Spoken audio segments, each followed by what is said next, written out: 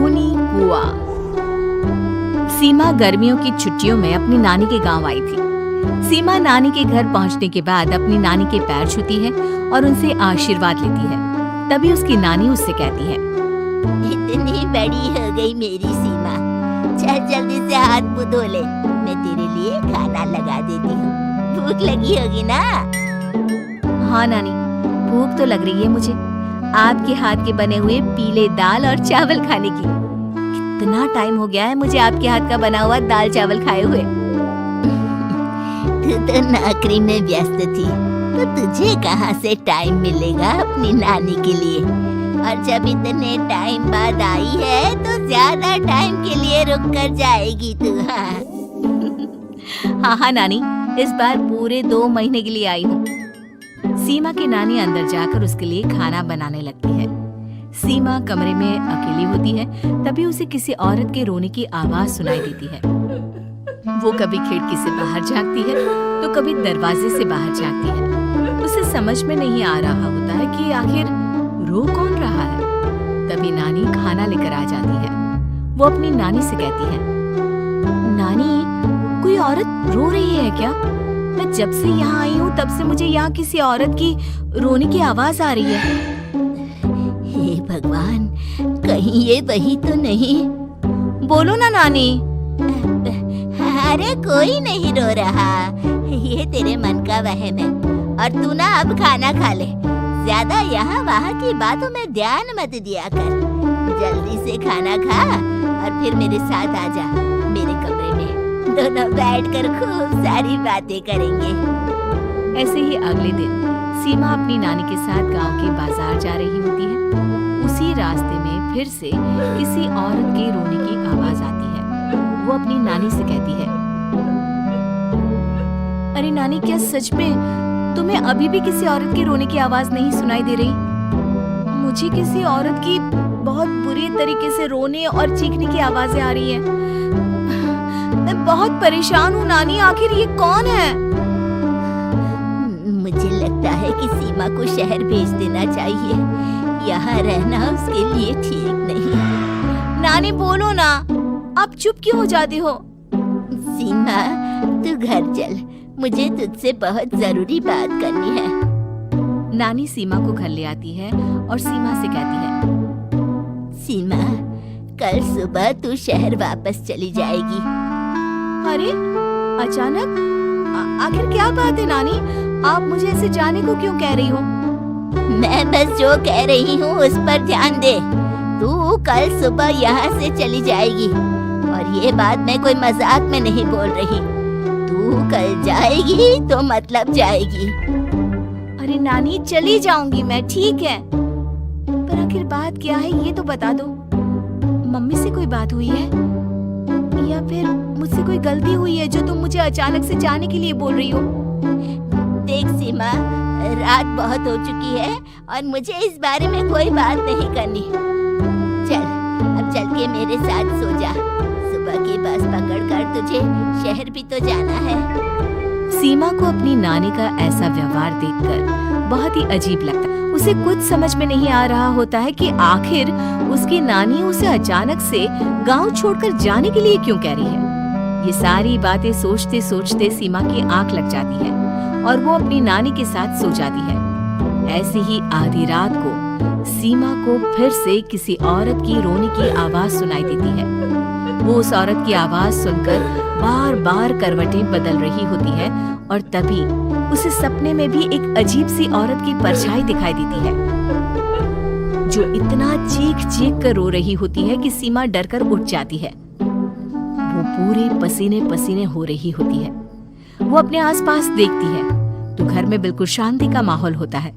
सीमा घबरा जाती है। वो अपनी नानी को जगाने की कोशिश करती है, मगर उसकी नानी नहीं जगती। सीमा को फिर से उस औरत की रोने की आवाज सुनाई देती है। आखिरकार सीमा अपने आप को रोक नहीं पाती और वो घर का दरवाजा खोलकर बाहर निकलती है। आखिर ये माजरा क्या है? आज तो मैं पता करके रहूंगी। अब आवाज का पीछा करती हुई सीमा आधी रात को गांव के चौपाल के पास बने कुएं के पास पहुंच जाती है, जहां कुएं की चारों ओर बेड़ियां लगी होती हैं। उन बेड़ियों में लगे हुए ताले के साथ एक लाल रंग का कपड़ा और माता रानी का कलावा बंधा होता है। उस कुएं में से सीमा को किसी के रोने की आवाज आती है। सीमा परेशान हो जाती है। इस कुएं में कौन है? कौन है यहाँ? सुनो, कौन है? कौन रो रहा है? वो चिल्ला चिल्ला कर पूछती है और साथ ही लोगों को जगाने की कोशिश करती है, मगर किसी को भी उसकी आवाज सुनाई नहीं देती। अब सीमा खुद उस कुएं के पास की बेड़ियों और तालों को खोलने की कोशिश करती है और किसी तरह कुछ देर की मशक्कत के बाद सीमा उसको खोल भी देती है। और जैसे ही वो कुआं खोलकर उसके अंदर झांकती है, सीमा उस कुएं में गिर जाती है। इतने में उसकी नानी की नींद भी खुल जाती है और सीमा को पास ना देखकर नानी परेशान हो जाती है। नानी घबराकर पूरे घर में उसे ढूंढने की कोशिश करती है, जिसके बाद उसकी नानी और सभी लोग उस खूनी कुएं के पास जाते हैं और सीमा की नानी कुएं के पास खड़ी होती है। सभी गांव वालों और सीमा की नानी को सीमा के चिल्लाने की आवाज आती है, बचाओ, कोई मुझे बचाओ। मेरी बच्ची, हम आ गए, हम तुझे बचा लेंगे। नानी, मुझे यहाँ बहुत डर लग रहा है। यहाँ इंसान की कटी हुई मुंडिया, हाथ, पैर और कंकाल है और खून भी है। नानी, मुझे डर लग रहा है। आप सब मेरी मदद कीजिए, नहीं तो ये खूनी कुआं मेरी बच्ची को भी खा जाएगा। अरे मुझे तो ये समझ में नहीं आ रहा कि आखिर इस खूनी कुएं को खोला किसने। सालों पहले इसको इतनी मुश्किलों के बाद तांत्रिक बाबा ने बंद किया था। अरे पूरा गांव खूनी कुएं के बारे में अच्छे से जानता है, तो कोई भी जानबूझकर तो ऐसा करेगा नहीं। मतलब किसी ने अनजाने में इसे खोल दिया है भैया। सीमा को इस बारे में मालूम नहीं था और जब से वो यहाँ आई थी तभी से उसे किसी औरत के रोने की आवाजें भी सुनाई दे रही थी। कहीं सीमा ने ही तो उसे नहीं खोला। अगर ऐसा है तो फिर सीमा का बचना बहुत मुश्किल है। वहीं कुएं के अंदर सीमा रोते हुए बैठी होती है कि उसे आवाज सुनाई देती है, जो कुएं के बाहर खड़े गांव वालों में से किसी को सुनाई नहीं देता। आज सालों के बाद मुझे ताजा खून मिलेगा। तेरा खून पीकर आज मैं अपनी प्यास बुझाऊंगा।